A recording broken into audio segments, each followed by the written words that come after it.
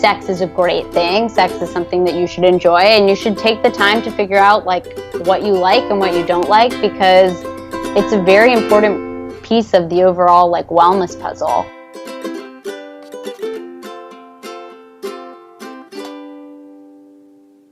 Katie, let it out with Katie. Let it out with Katie Dale, enthusiast and curator of people and ideas you need to hear. Hi, welcome back to the podcast. My name is Katie Delbaugh. I am the host of this podcast called Let It Out with me, and thank you so much for listening. I feel like I haven't talked to you guys in a while, even though I must have, because this podcast comes out every single week on Wednesday. But it's the week after Thanksgiving, and I don't think in the last episode I told you how grateful I am for you, and happy Thanksgiving. This time of year is just an excuse to say that we're grateful even more. And I hope I say it every week. I should be saying it every week. I am so grateful for this podcast that I get to meet all of you guys who listen, and thank you so much for listening. Those of you who have been listening for a long time, since the beginning maybe. I started this podcast in 2013. Can you believe that? That was pre-Serial. That was before anyone knew what podcasts were. And somehow I had one. So thank you if you've been listening that long. Wow. And if you're new, if this is your first time listening, welcome. Thank you. That's fantastic as well.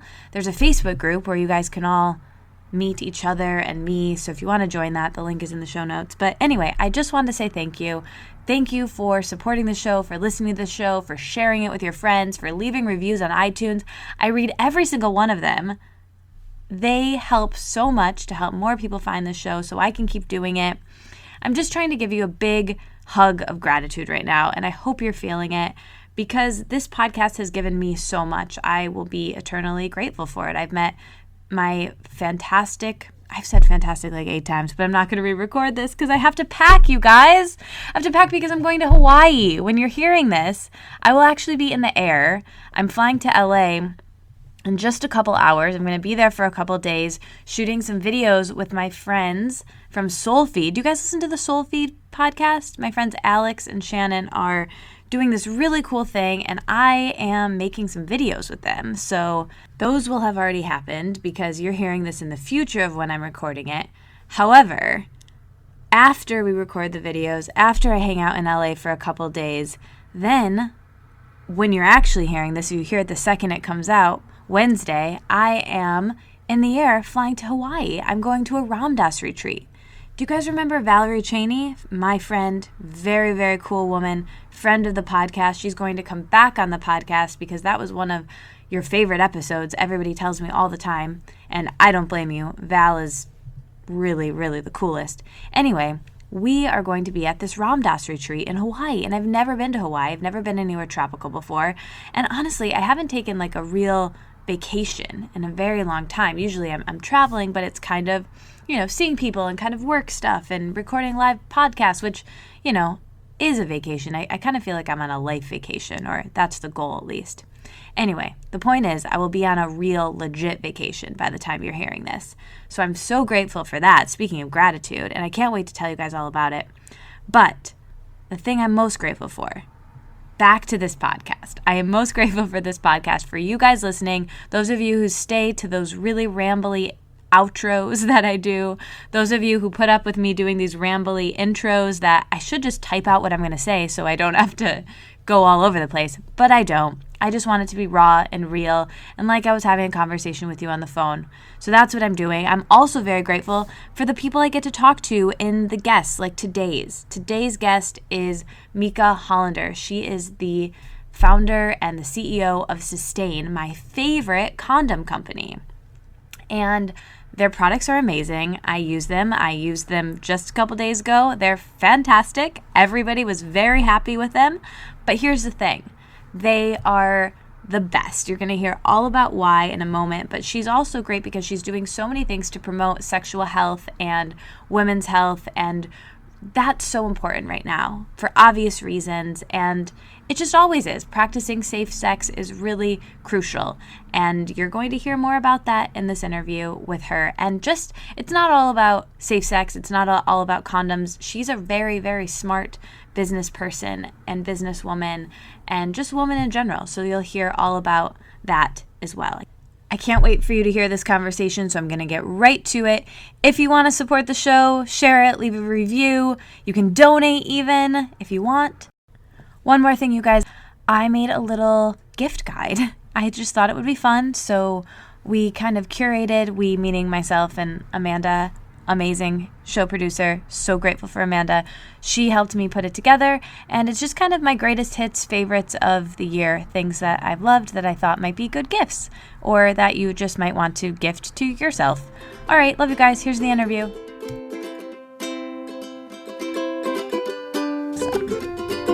Well, thank you so much for doing the podcast, Meika. Like I said, I'm just so excited to have you here. Thank you so much for having me. Yeah, this is going to be a blast. So I guess I'd really like to just start off talking about your journey to starting Sustain. Have you always been interested in women's reproductive health? And can you just kind of take us into that? Yeah, I have always been interested in women's reproductive health. And I think, starting Sustain was a culmination of a lot of different things that I'd done in my life. But it really came about for a couple reasons. One, my family started the natural products company 7th Generation about 30 years ago. And so I really grew up in this natural products world, and I thought every company was always doing the right thing and being careful about what they were putting in their products. That's not the case, but I thought that was. And so I really, my whole life sort of grew up thinking those things and under those beliefs. And about 10 years ago, we actually decided to launch a organic cotton feminine care line, so tampons and pads.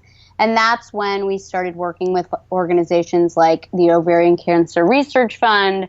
And I got more interested in women's reproductive health, specifically thinking about like what is going inside of our body based on the products we're using. So then flash forward more years, my dad left 7th Generation and approached me with this idea of starting a sustainable condom company. And I thought that was really interesting. But what really interested me more was how women feel about condoms and buying and carrying condoms and sexual health and like sort of the implications around what it means about a woman who buys and carries condoms. And traditionally it's been sort of a negative stigma.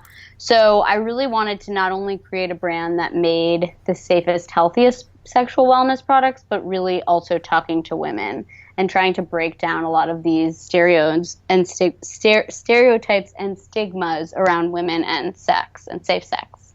Yeah, which is just so cool. I'm just so happy that Sustain exists, and I can't see myself buying any other condom. It just is it's so cool that you guys market to women. It's so cool. And I want to get into all of that, but I want to pick up a little bit more on your story. So growing up, seeing your family have this business, did you know that you wanted to do something with business growing up? Did you study business in school? What did you study in school?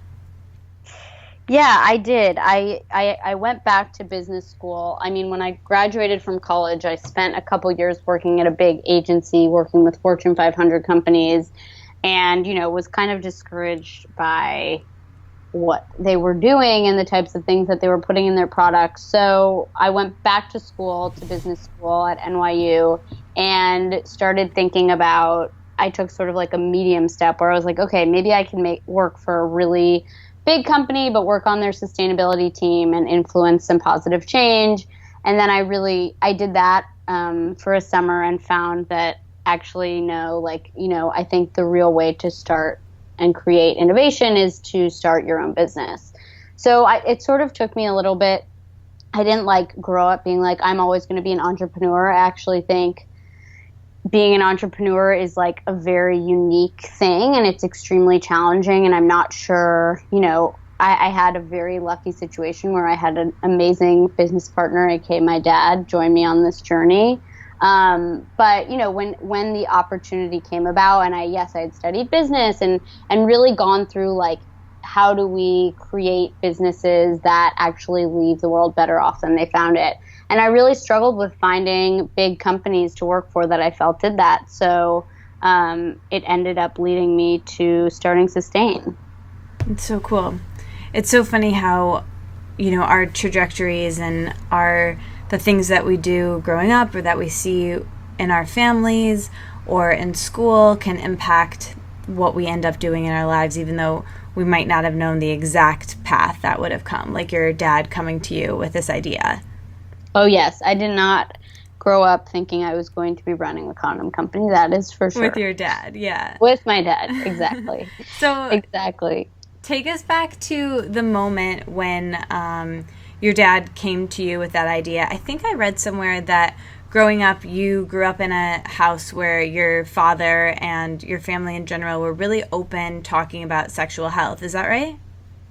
Yeah, I mean, what I talk about a lot, and I think, people sometimes are like, oh, you talk to your parents about sex, and it's like, actually, no, not specifically, but yes, my parents were incredible in that they created a really open and honest sort of like dialogue between us and them.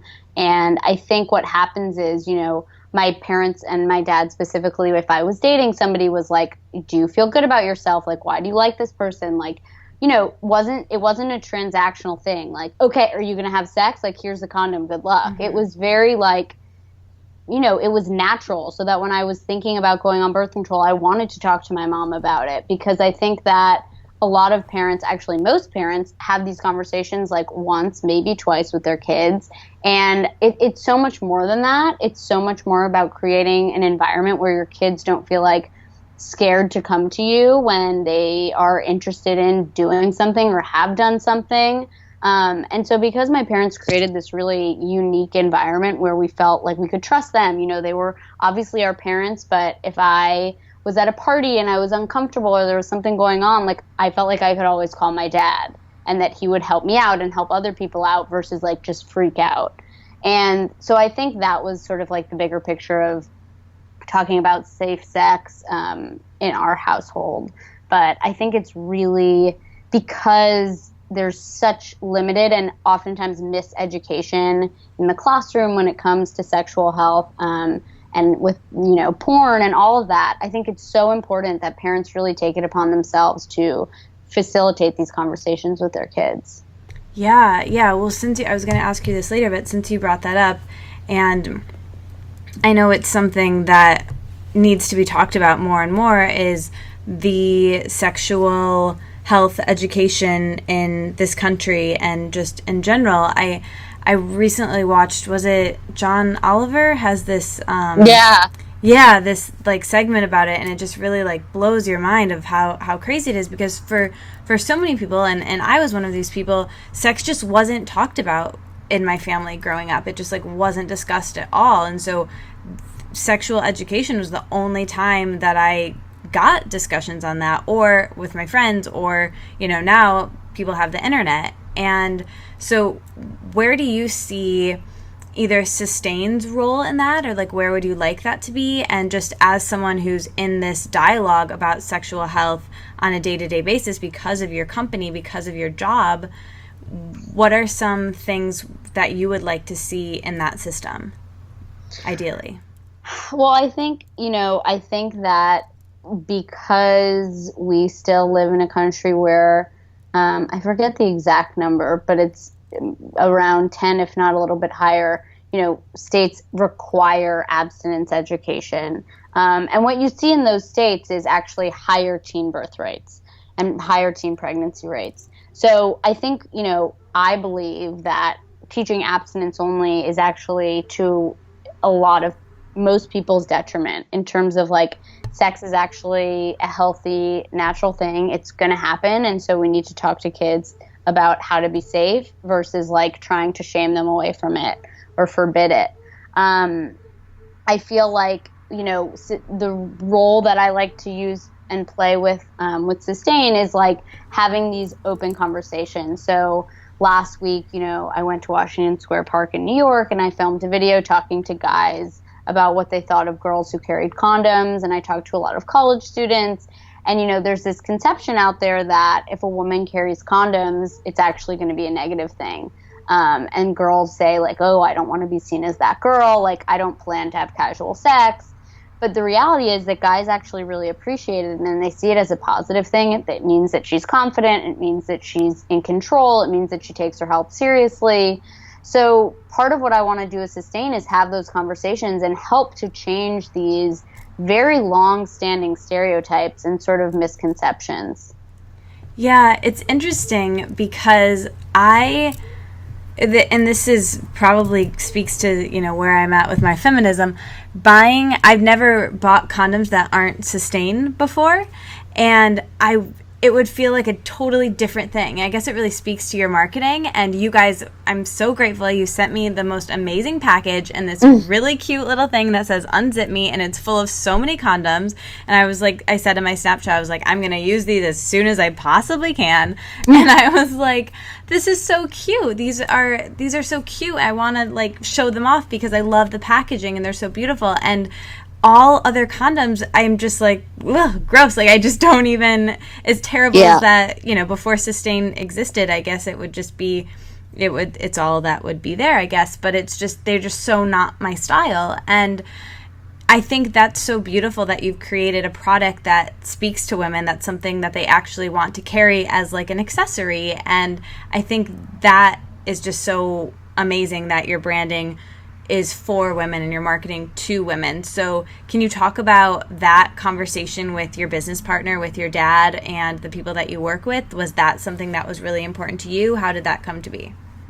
Yeah, I mean, that was really important to us in creating Sustain. I think that just exactly like everything you're saying and describing is like what we aimed and intended for. And so that's really good job. Exciting. But yeah, I mean, the point was like, women feel great about buying skincare and about buying all these other products that make them feel good and that they use to take care of their body. So why shouldn't they have that same experience when they're buying condoms? They're doing something proactive. They're being smart. They're being prepared. Like, why don't you create a product that they actually want to buy and also carry?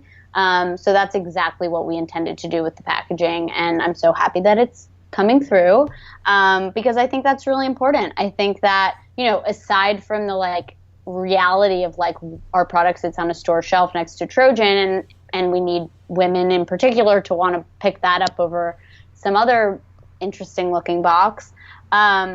We also want you to feel good when you're carrying it. I like made a joke one time about like having selfie worthy condoms, but it's like not, It's not really a joke. It's why, set aside the like stereotype and uncomfortability that women would have taking a photo of a condom, but like create something beautiful enough that they would want to.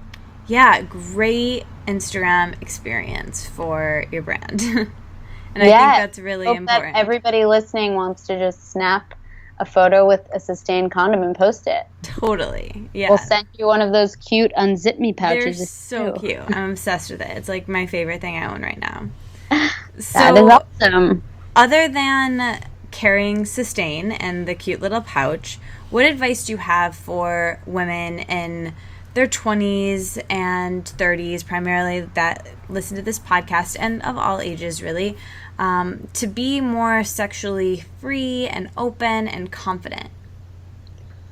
Whew, well, that's a big question. I will stick with the sort of health-oriented side. I mean, I think, one thing that we as women have been taught for a very long time, not so much anymore, thankfully, but, sex isn't something we're supposed to enjoy, and you're only supposed to have sex once you're married. I mean, they were still teaching that in the 1950s. So it's just really important for women to understand that, like, sex is a great thing. Sex is something that you should enjoy, and you should take the time to figure out, like, what you like and what you don't like, because it's a very important piece of the overall, like, wellness puzzle.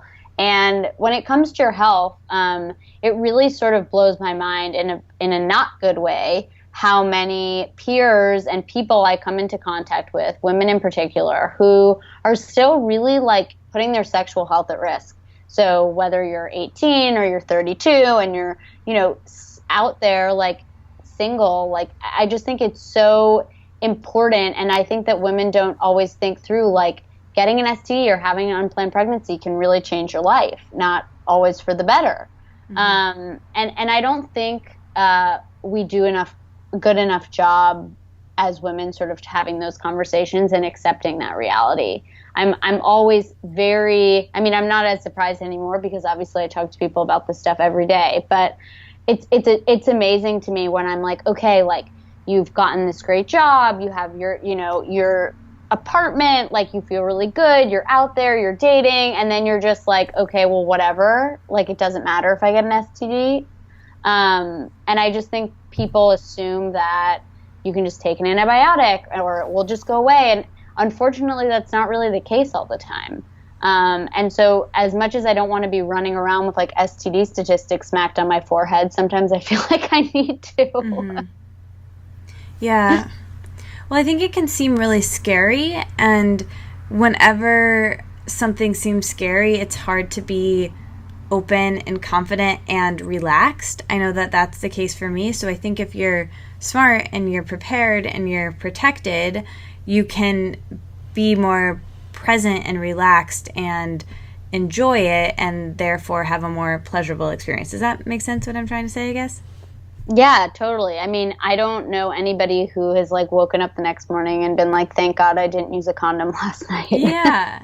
That's not usually, like, the vibe. Yeah, exactly. So we've talked a lot about the condoms, but Sustain is a personal care brand, and you guys also have lubricants and these really cool, that I also got, after sex wipes. So can you talk a little bit about those? And then I want to know what makes your lubricants different and compared to, like, what's in most lubricants, because that, like, blew my mind.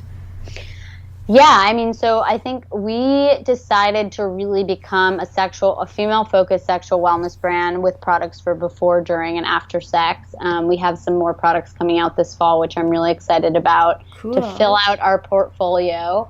But we started with the, organic lubricant as our second product after our condoms. And the lubricants are, in a way, my favorite product because, which probably sounds weird if you're listening to this, like, oh, yeah, I just love organic lubricant. I didn't use lubricant before we created a lubricant, but I think the thing about lubricants that's so important is that traditional lubricants, which are, like, filled with petroleum and silicone and parabens and glycerin, things that we've heard to not use on our skin. Right. Then now, most brands are selling lubricants, and this is something that goes inside your body. And the really scary thing, and the thing that really, like, bothered me and why we got into the lubricant business, was actually when you're using these traditional lubricants, it can cause a lot of cell tissue damage in your vagina and make you more susceptible over time to contracting and transmitting STDs and HIV. And so it's like, on the one hand, lube is great and it's supposed to heighten your sex experience, and a lot of women experience vaginal dryness and they need to use lube, but they should definitely not be using a product that's actually, like, potentially causing more damage than it is good. So we created an organic water and aloe-based lubricant, which has none of those nasty things in it, and works really well. And so additionally, we created, as you mentioned, the post-play after sex wipes, which is actually a favorite product among a lot of people because the category didn't really exist. So people were, like, relying on, we did a poll, I forget, like, bleach-stained towels, T-shirts, like, always having to get in the shower. There's a lot of funny stories that we collected about what people use to clean up after sex, but we were like, let's just create a natural cotton wipe. So yeah, we want to, provide all the products that women need for all parts of the sex experience, and condoms are just one part of that.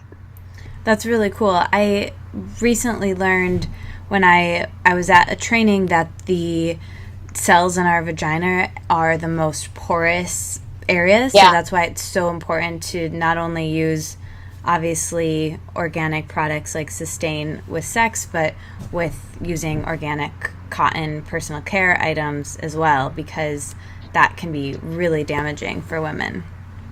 Yeah, and actually, if you're using silicone in particular, which a lot of women are for vaginal dryness, it can actually it makes your body overproduce moisture, and so then it can actually cause more long-term dryness. Yikes. Counterproductive.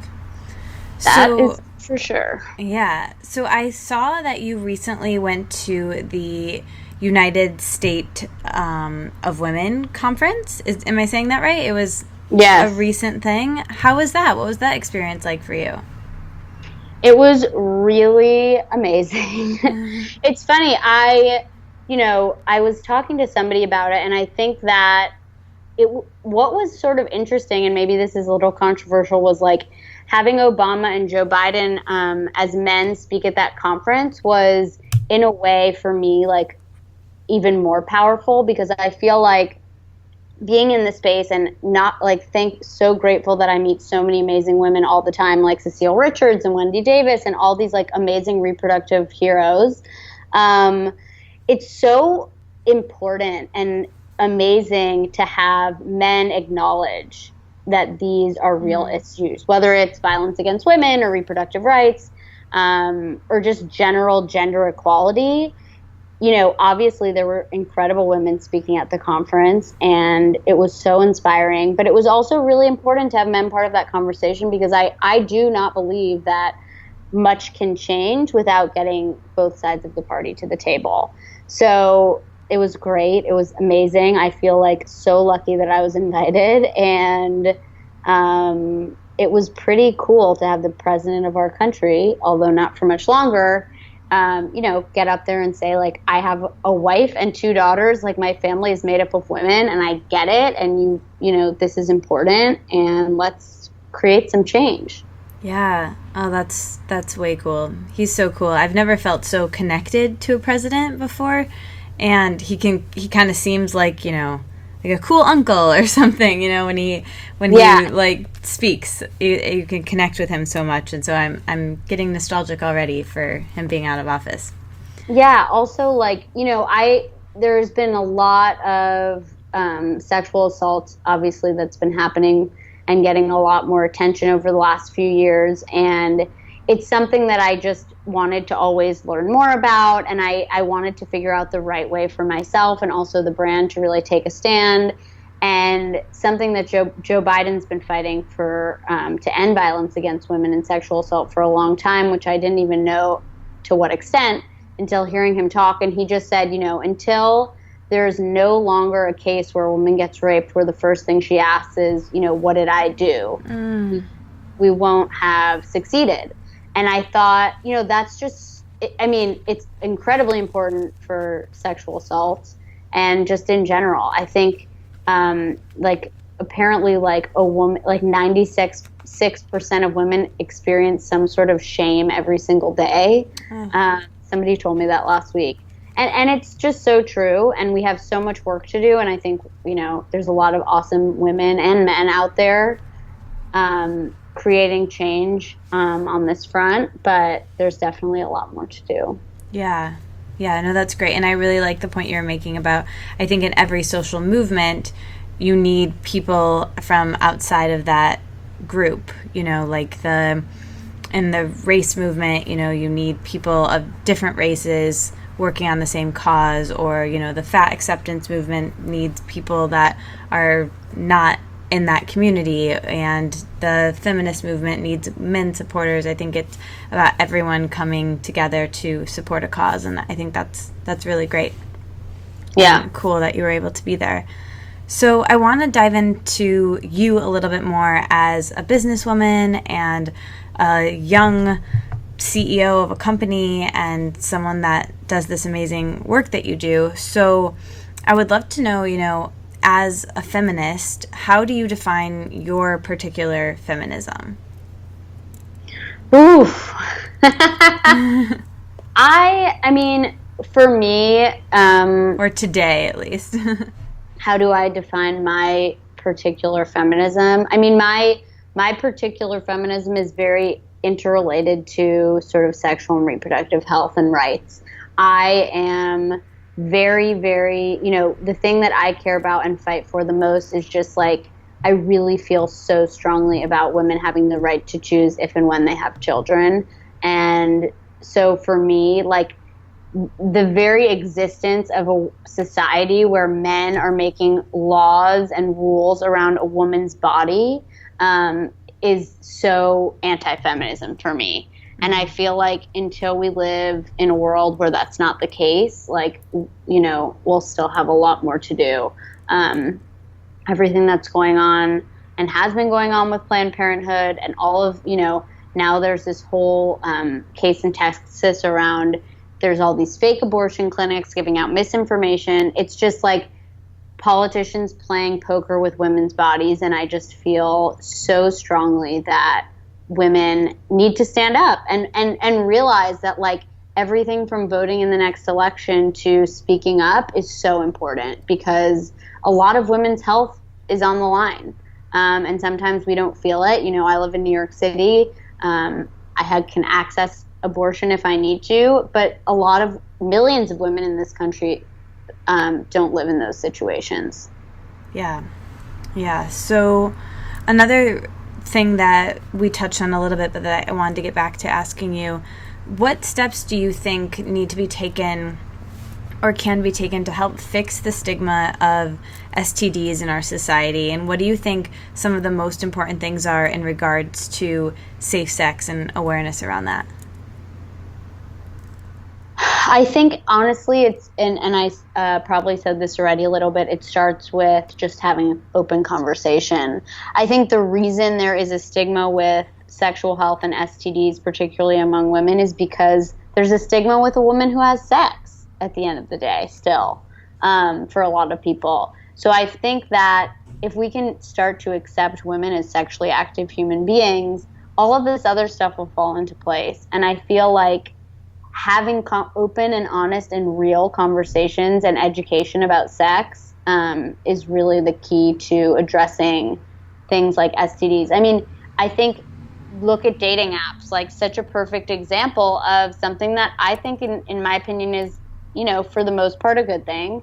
Like, allowing people, and women in particular, to be out there dating, like making the first move, like changing those sort of like gender stereotypes.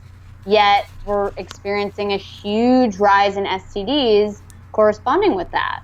And that's because people don't want to talk about sex. They're happy to talk about dating. I mean, we've talked to plenty of dating apps in terms of partnering with them, and all they say is, well, you know, we're not like here to like enable people to have sex.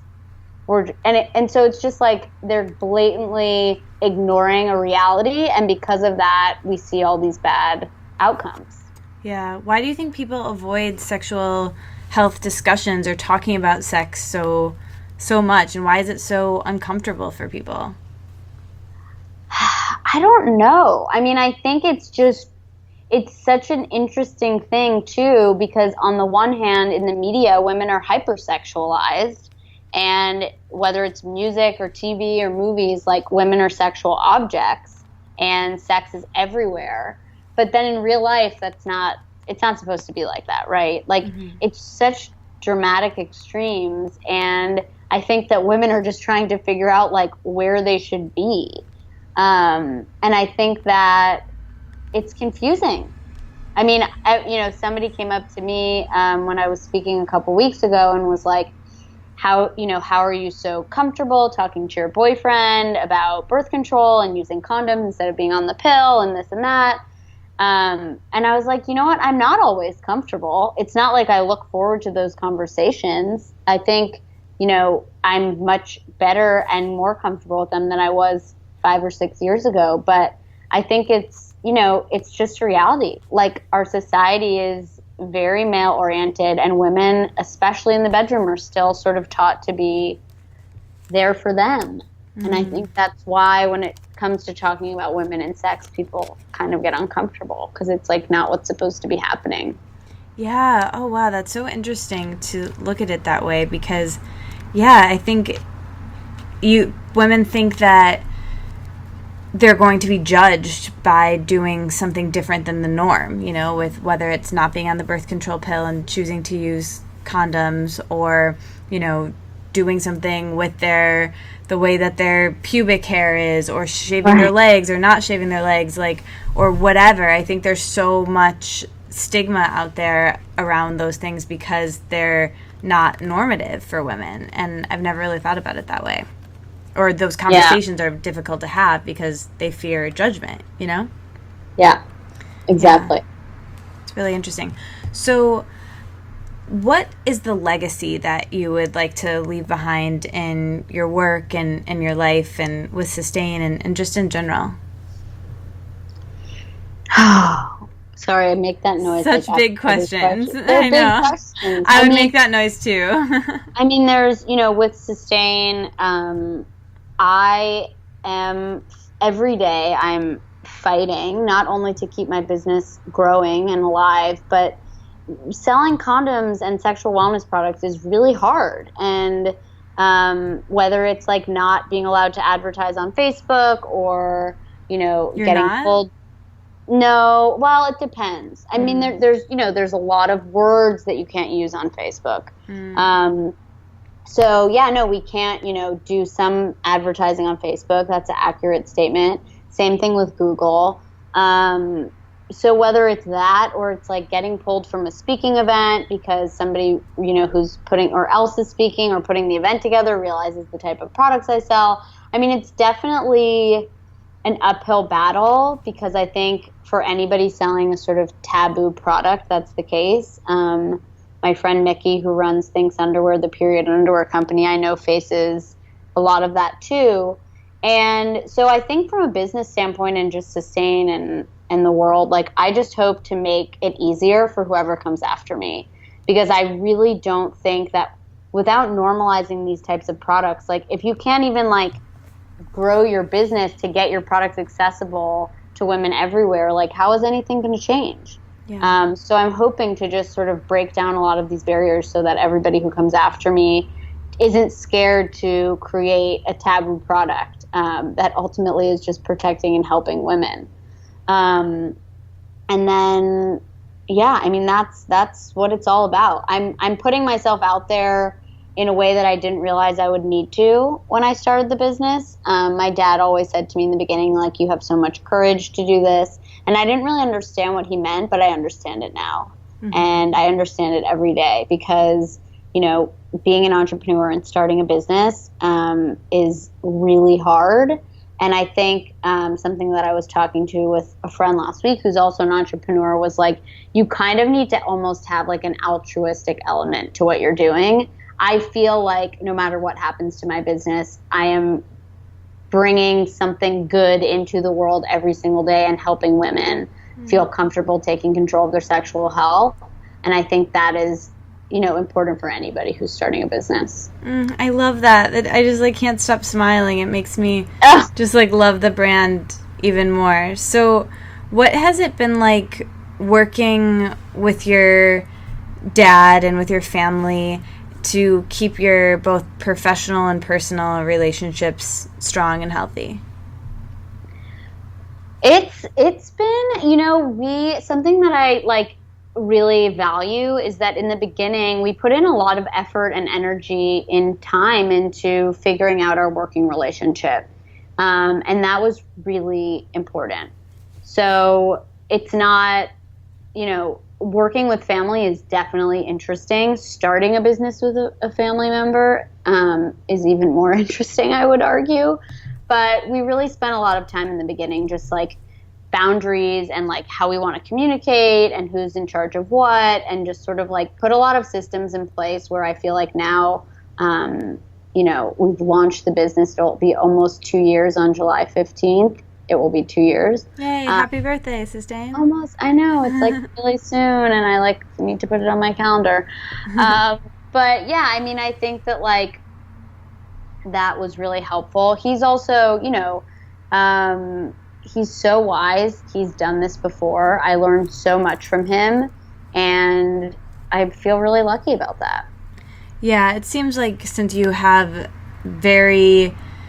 from very different generations, you have different strengths. Is that true? So you're able to divide the roles more clearly? True and fair. Yeah. Yeah, I mean we're both we're both learning. Starting a business today is very different than when he started seventh generation almost 30 years ago. And he knows a lot, and I know a little about a little. Yeah. So it's definitely a big collaborative effort. Yeah.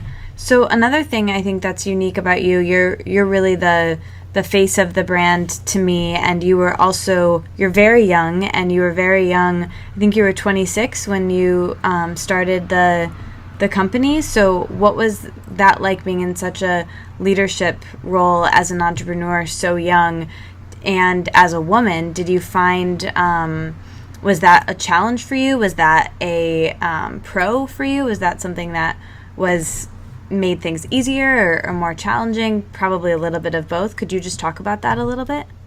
Yeah, I mean, I think men, or male or female, it probably would have been the same. But for me, it was challenging. I mean, I had a business partner who'd been, successfully had run and sold many businesses.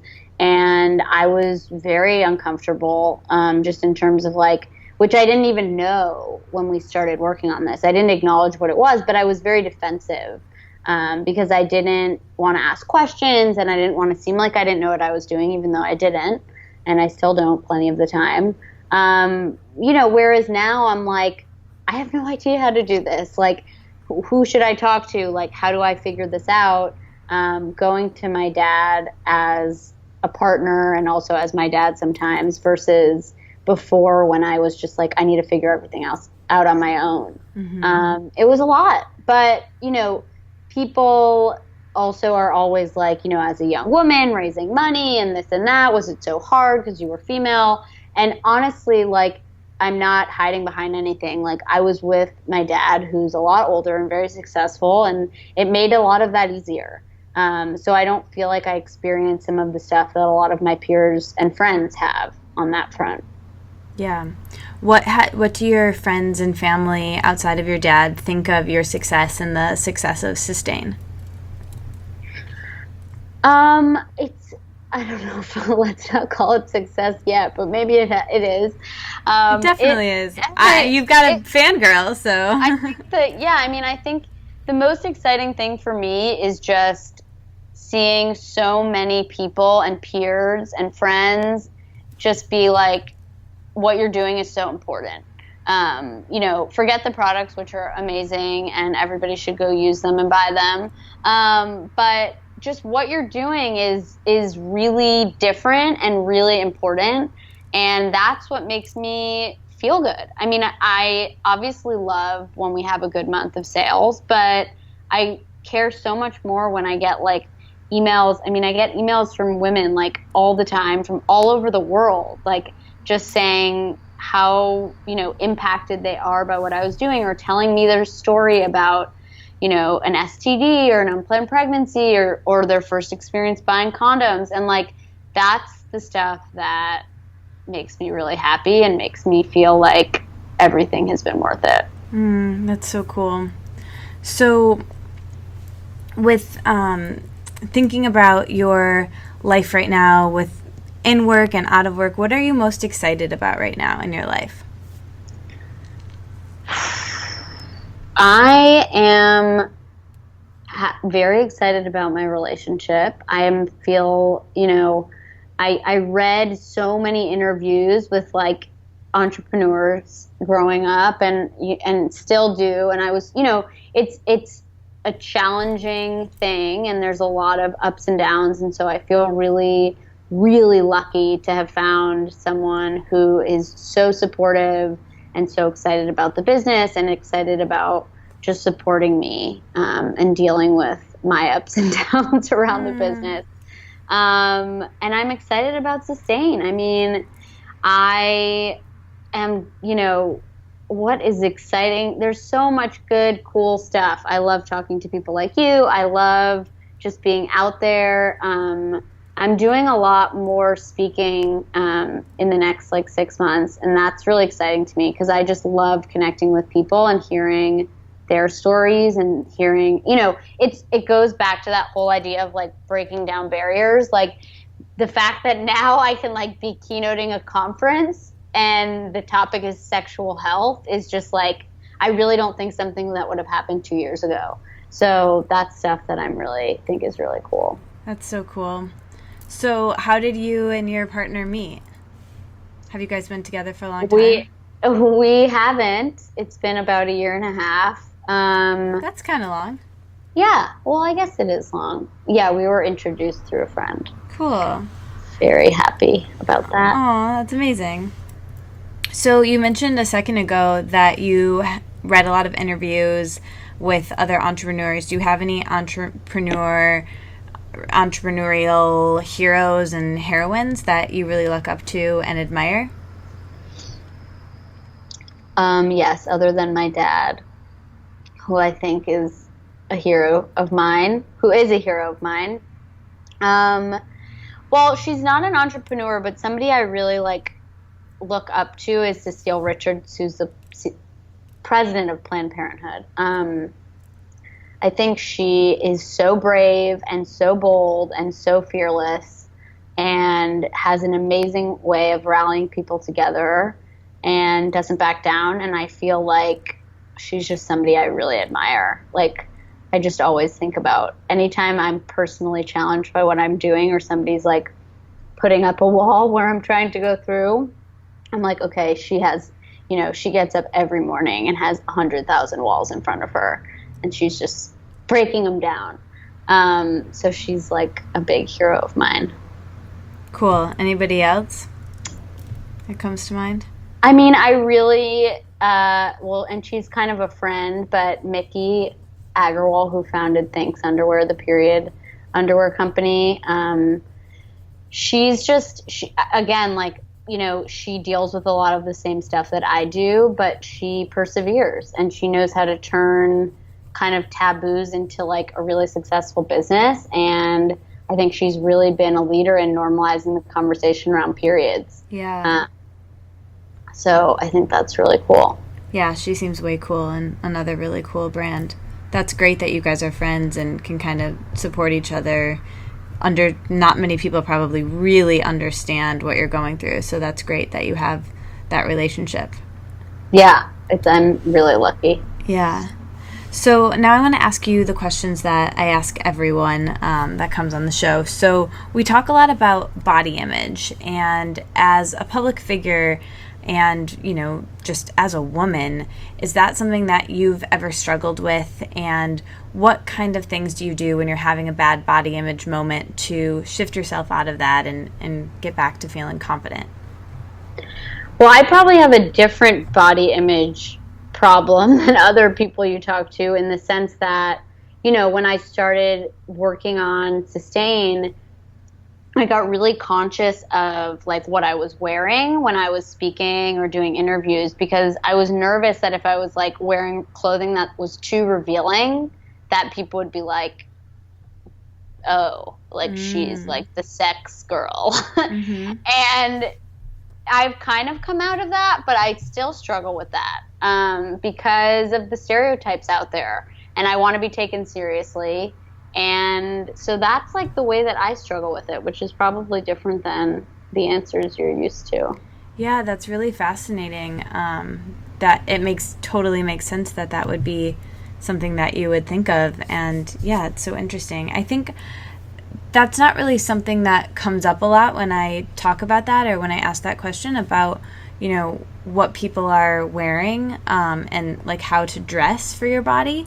But I think that's such a common thing. Yours is obviously a very specific situational thing based on, what you're doing in your specific company. But I know for me, depending on where I'm going and who I'm going to be with, I can get myself so stressed out about what I'm wearing and how I'm going to be perceived. And I realize in that moment, I'm not dressing for myself. I'm dressing for what these people are going to think of me. But at the same time, I want to feel comfortable around them. And so you want to dress in a way that you feel comfortable, but it's also, by doing that, sometimes you're dressing for other people. Does that make sense? Yeah, of course. And so I think sometimes it's just good to know that we're not the only one struggling with that, and no matter what your career is, it's always something that you constantly are cognizant of as women, probably way more so than men. You know, it doesn't really seem like that's an issue that men have as much. Do you agree with that? Yeah, definitely. Yeah. Of course. I mean, it's another, it goes back to just sort of like what does what you're wearing say about you and all that stuff.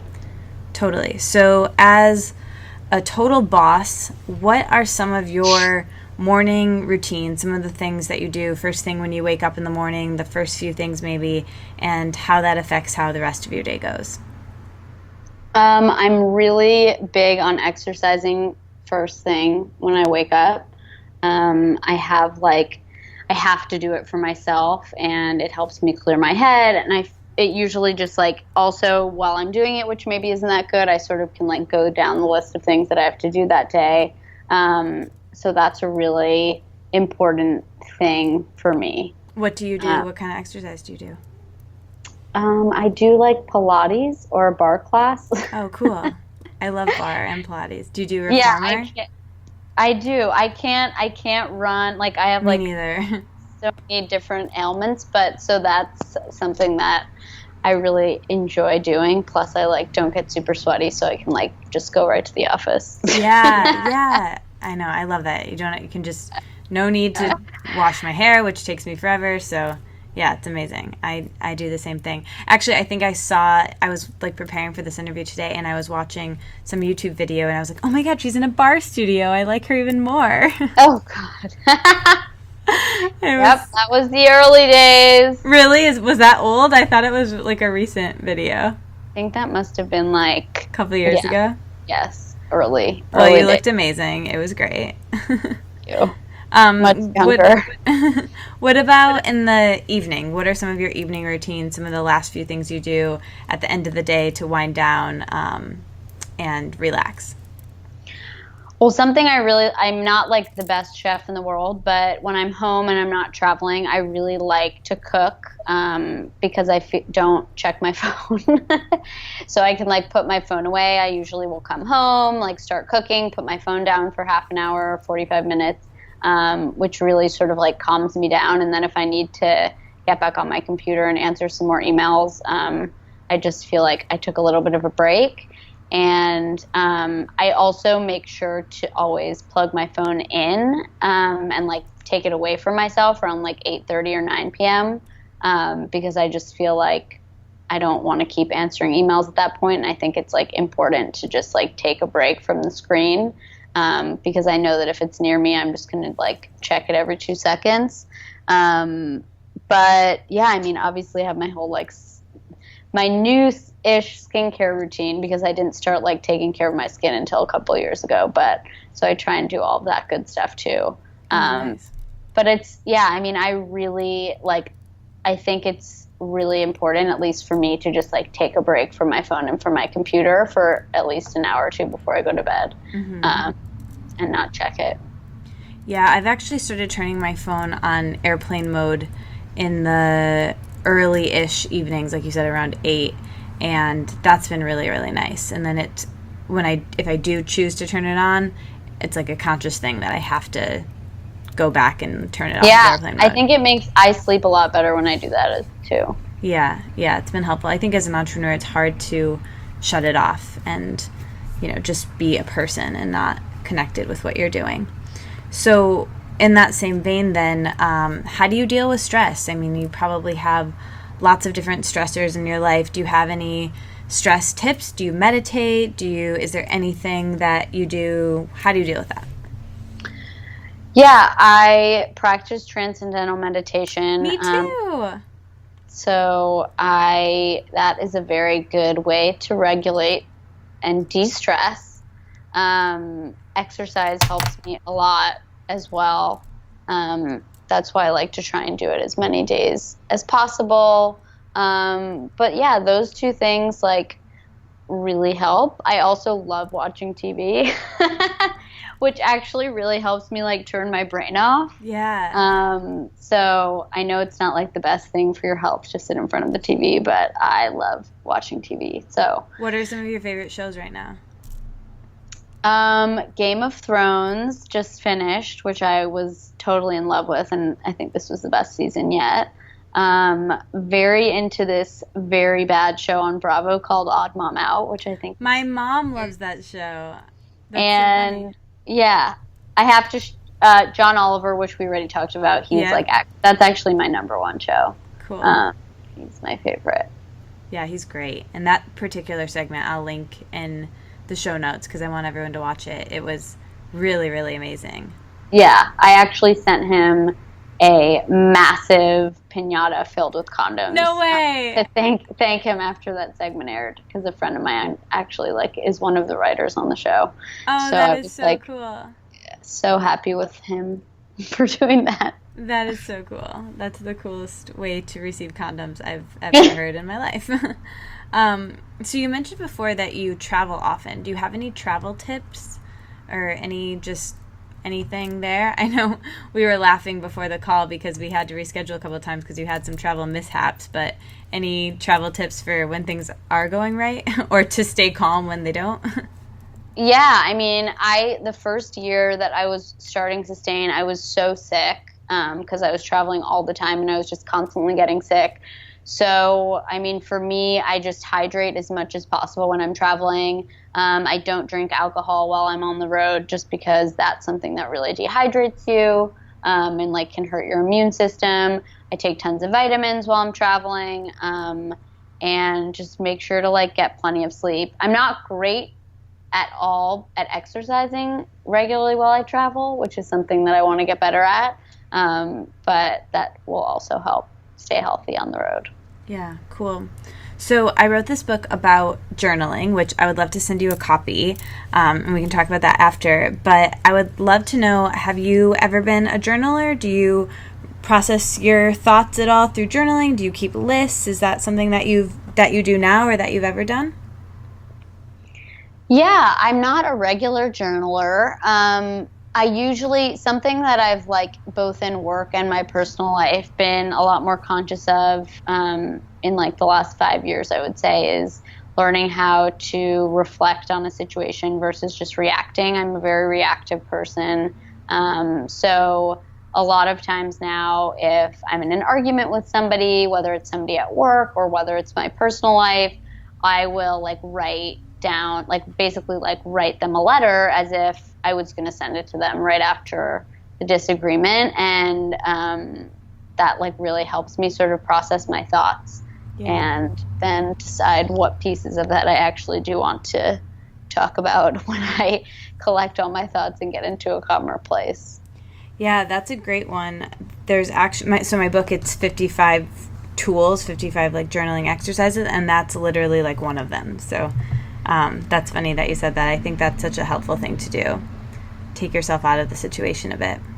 Yeah, for sure. So let's do some quickfire questions. So just say like the first thing that comes to your mind. Cool? Okay. Favorite color? Black.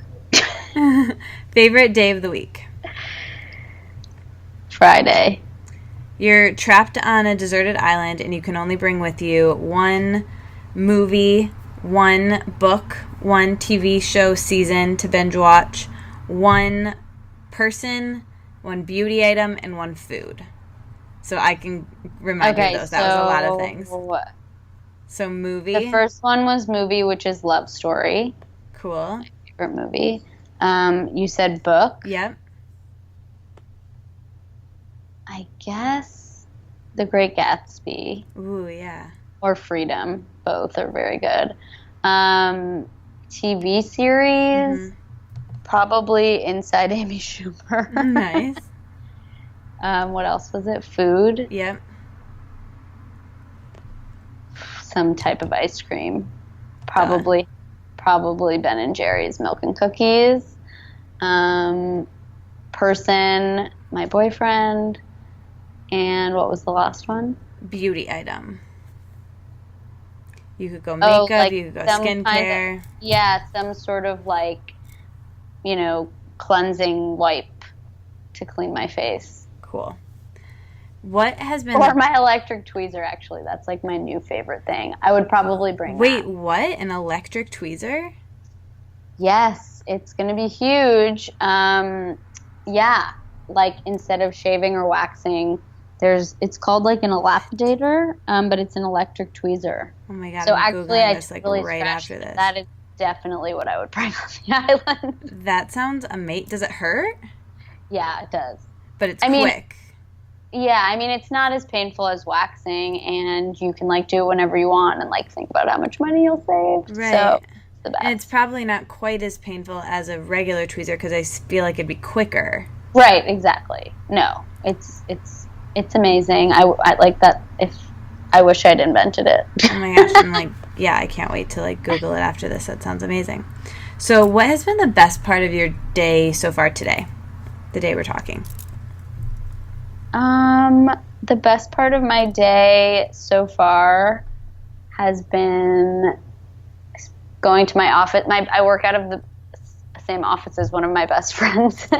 So when I don't see her on the weekend, the best part of my day is when I see her on Monday morning. Oh, that's fun. Yeah. That's amazing. What was the best meal you've eaten recently, like in the last week, that sticks out? I was in Maine this weekend and I had like the most amazing lobster. So that was probably the best meal I had. Amazing. What area of your life do you feel most comfortable in? Like what part of my life? Yeah. With my family, like that aspect of my life. Cool.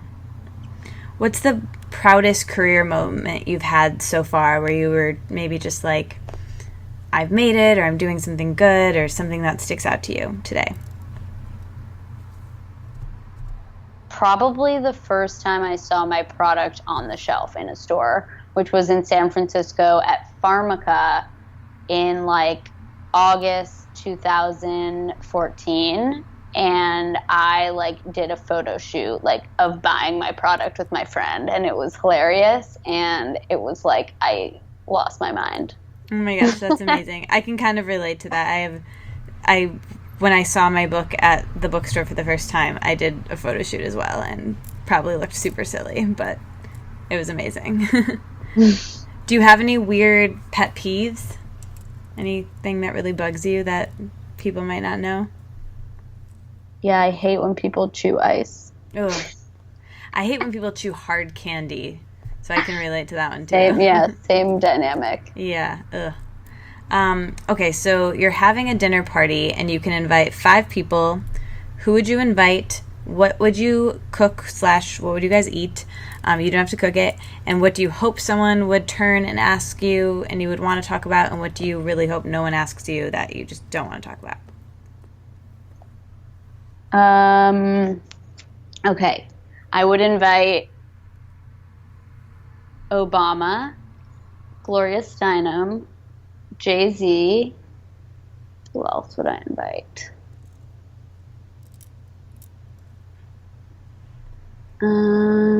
This is tough. Beyonce? Oh, Ruth Ginsburg. Oh, yeah, RBG. I'd actually probably go Rihanna versus Beyonce in terms of like, I think Rihanna's just like, I love both. But she might not be my 5th. RBG and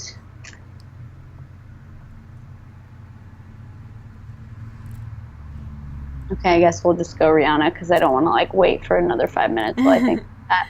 If you really think of a better one, you can email me. We'll edit.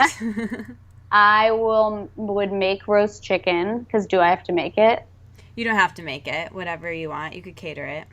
Okay, well, I would make roast chicken because I love making roast chicken. Cool. And then what would I want the conversation to be about? Yeah, what do you hope someone asks you particularly about, and what do you hope that you just don't get asked about that you just don't feel like talking about?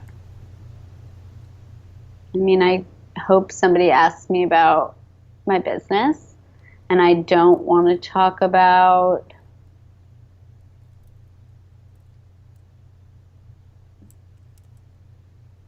What don't I want to talk about? Maybe like STIs if you're like sick of it because you have to talk about it on these. Talk about my personal sex history. Yeah. How about that? Or I don't want to talk about working with my dad on a condom company again. Yeah. Talk about that all the time. Yeah, totally. What's the best advice that you've ever received or that you can think of? The best advice is from my dad when he told me to reflect, not react, which we sort of talked about already. Very cool. It's important. Can you think of a time that you've laughed really, really hard, or a time that you've laughed the hardest in your life, or recently that just comes to mind?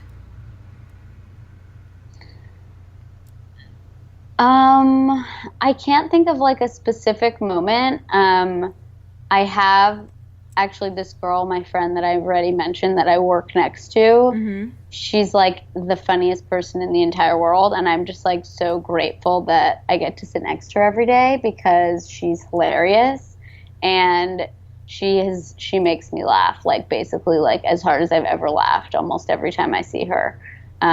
So I'm very grateful to have her in my life. And what was the other second question? No, that was it. That was it. So, okay, so now just a couple more. I want to know some things that you would recommend. So, do you have a movie that you've seen recently that was really good, or that's like a favorite movie of all time that you would just think that everyone needs to see? Anything you want to recommend there? Well, I love the movie Love Story, and most people haven't heard of it or seen it, and I have like a huge girl crush on Ally McGraw. She's like, I think, such a awesome actress and beautiful person. So that would be my recommendation. I don't think that I've seen it. When is it a pretty old movie? Yeah, it's probably like 1960s. Oh, cool. All right, I'm gonna watch it because it's the only movie I keep on my computer because I don't like to like keep a lot of movies on my computer because they take up space. But yeah, cool. Yeah, I'll definitely watch it. What about a book that you think that everyone should read or that you really, really enjoy or reread? Anything that you recommend there? Yeah, I just read this really great book called Girls and Sex by Peggy Orenstein. And it's just sort of like anecdotal data on talking to high school and college girls about their perceptions of sex and, you know, how they have sex or don't have sex. And it's really important. I mean, I think it goes back to just starting this conversation around these topics, and making sure they're real conversations, because I think even though I feel like, and a lot of people feel like, there's a lot of progress being made in terms of like women and their sexualities, I think that there's still a lot more work to be done when you read about how high school girls sort of understand sex. Yeah, it sounds fascinating. So what are you listening to right now? Do you have a favorite song of the summer or a favorite song of all time? Anything you can recommend there? Ooh, favorite song of all time is like a lot. It's a lot. My favorite song right now is Too Good by Drake and Rihanna. Oh, so good. Cool. Do you listen to podcasts? Do you have any podcasts that you like that you'd recommend to people? I need to listen to more podcasts. I think it'll be a good thing for me to do while I'm traveling. I listened obviously to the first Serial podcast on This American Life, but I haven't listened to that many more. The one that I really like is also How Stuff Works. Cool. That's one I've listened to a few of. So there was like a 2-part segment on how HIV and AIDS works, and like I feel like I know a good amount about that disease, but it's really interesting how much depth they go into with all that stuff. Well, if you need suggestions, I'm your girl. I'm sure podcast, the queen of podcasts, podcast connoisseur, podcast cheerleader. The last question, I guess it's sort of a question. As you know, the name of this podcast is Let It Out with me, Katie Dalebout. So do you feel like you let it all out? Is there anything that you wish that I would have asked you? Anything else that you want to share or plug or promote? Anything else that you feel like we missed? Yeah, I want to promote my latest campaign, which is called Get On Top. So everybody should go to letsgetontop.com and pledge to practice safe sex. Cool. And for every pledge, I'm donating a condom to a young woman in need. Oh, that's amazing. That's so cool. Well, that link will be in the show notes along with everything else, all your social media, and how to find Meika and Sustain. And thank you so much for being here. You're really cool and down to earth, and I'm really, really glad that I liked you and connected with you, and you came on this podcast. So it makes me like Sustain even more. So thank you so much for doing this and taking the time. Thank you so much for having me and for supporting the brand and for being part of this conversation.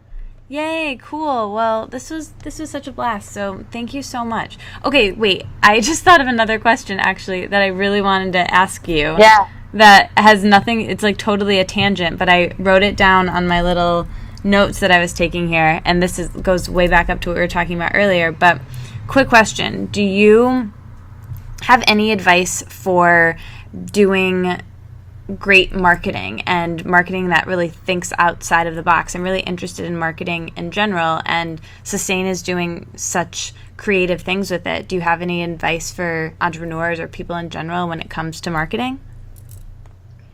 Yeah, I mean, I think the best type of marketing, not to plug my own campaign that I just talked about, the Get On Top campaign, is to just do things that you really care about. And, for example, like for us, like I just want to start a conversation among women about sex and safe sex. And through that, I think that they will, buy more condoms and then in turn, hopefully buy Sustain. But I think it's really important to create a genuine relationship and conversation and community, and build that community with that sort of relationship. So it's not always comfortable to put yourself out there, but I realized that one thing that I struggled with as an entrepreneur in this space, and that all women struggled with, was sort of like just talking about sex. So I was like, I'm just going to make a little video about like all my friends talking about sex and safe sex and why it's important. And hopefully that will inspire others and sort of like start a bigger conversation. So I think being really authentic to what you're trying to do and what you're trying to change, without, just pushing your product all the time, is a really important piece of marketing, and the more fun piece, in my opinion. Yeah, totally. Okay, cool. Thank you so much for letting me ask a completely unsmooth transition, not at all at the point in the podcast that I probably should have, because I really wanted to ask you that. So anyway, thank you for that and for everything, and have a great night. Thank you so much. And yeah, we'll talk soon. Thanks, everybody. Talk soon. Bye. Bye.